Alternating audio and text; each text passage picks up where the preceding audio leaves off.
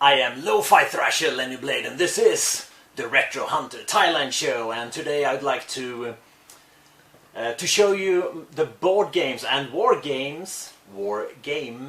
singular that I picked up over the past 2 months or so.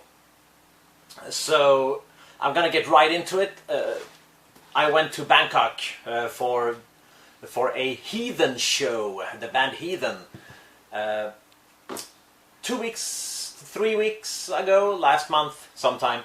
And when I do go to Bangkok, I always hit up Battlefield Bangkok, and I spend a few thousand there buying games, just because I want to support the friendly local gaming store. So I picked up this war game from GMT, and this is Beneath the Med, and this is a solo war game, and it's really cool. It's a part of the Hunters series of games.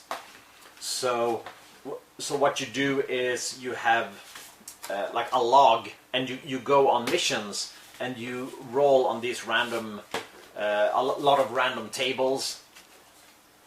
And you know, during your patrols, you can get all kinds of missions, from weather report missions to to just intercept convoys and whatever. And I played it the very same night in the hotel room, the night after I bought it, and I just had a blast. It's so much fun. I'm definitely going to look for the other games in the series. So that is Beneath the Med, recommended. I also picked up this one, Omens of the Deep, which is an expansion for Elder Sign, which is by Fantasy Flight Games, and it's a dice game that works very well solo in the Cthulhu universe, as you might expect, as you can see. And normally, you know, I would play. My favorite solo game of all time probably is the Arkham Horror living card game. But I'm also a big fan of rolling dice. I don't know if you heard what I said. I'm also a big fan of rolling dice, and so that's why I play Elder Sign as well sometimes. I also found this on Facebook Marketplace. Yes, this is the classic Dungeon from 1975. This is the Wizards of the Coast, I think 2012 or something. You can see it has the 4th edition Dungeons and Dragons logo down here. So I tried it out, and as an experience, it's super light on the Dungeons and Dragons, but you can use it together with any tabletop role-playing game rule set. So you can use this as a GM emulator, which is pretty cool, which is what I have done as well. The last one I want to talk about today is this one that I also found on Facebook Marketplace. This is Relic by Fantasy Flight Games. This is from when Fantasy Flight Games had the license to produce card games, role-playing games, and board games, and all that good stuff in the Warhammer 40k universe.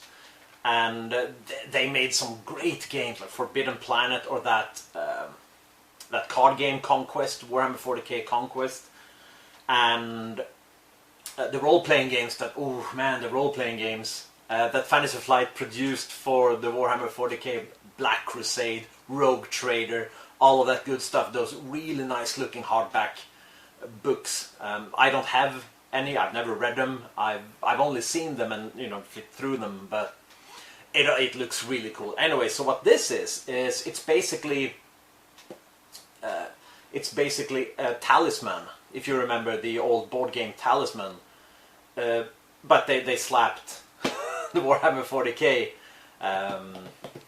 sort of theme on there. It's not really doing it justice. I haven't played it yet, but it's just dripping with theme, and it's also in the rules and in the mechanics as well. So you're not just playing Talisman, but in the Warhammer 40k universe, there seems to be a lot more to it, which I like. One thing I don't like about this, it's the same for Dungeon and for Elder Sign as well. The cards nowadays that you get in the games. Look how small this is my hand. I don't have particularly big hands. You know what I mean? But, you know, why are they so small? Anyways, I got it from Facebook Marketplace. Good deal. I paid 800 baht for it. It's usually 2,000 baht or something, somewhere around there, even second hand. So I bought it off this Russian guy. So I got a good deal. Anyways, that's it for me, and I will do a pickup video on the metal stuff I've acquired for the last months or so, and also the role-playing games, which will be a long video. I bought way too much stuff. Anyways, until next time.